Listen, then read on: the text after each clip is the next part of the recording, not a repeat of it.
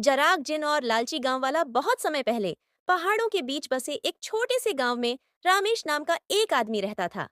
वह बहुत लालची था और कभी किसी के साथ कुछ भी साझा नहीं करता था। उसके पास खेत, मवेशी और बहुत सारी संपत्ति थी, लेकिन फिर भी उसे और अधिक की चाह थी। एक दिन नए खेतों की तलाश में वह जंगल की ओर निकल पड़ा।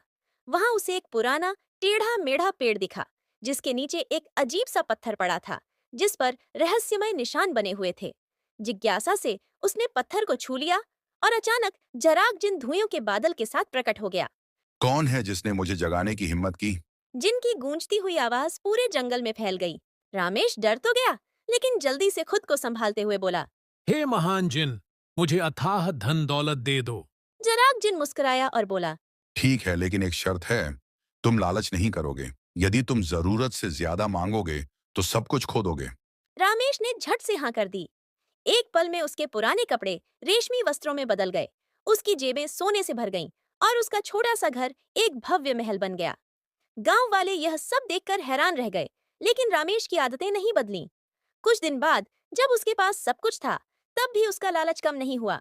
उसने फिर से जराग जिन को बुलाया और अधिक धन, मवेशी और जमीन मांगने लगा।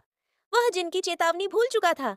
आखिरकार उसने अति कर दी और आदेश दिया। मुझे दुनिया का सबसे अमीर आदमी बना दो। जराग जिन ने गहरी सांस ली और कहा। अपना वचन तोड़ दिया रामेश। अब तुम्हें इसका परिणाम भुगतना होगा। जिन ने जोर से ताली बजाई और देखते ही देखते सब कुछ गायब हो गया। उसका महल, सोना, मवेशी, सब कुछ। यहाँ तक कि उसका पुराना खेत भी चला गया। गांव वालों ने, जिनसे वह हमेशा दूर रहता था, उसकी कोई मदद नहीं की। अब रामेश पछतावे में डूबा जंगल में भटकता रहा।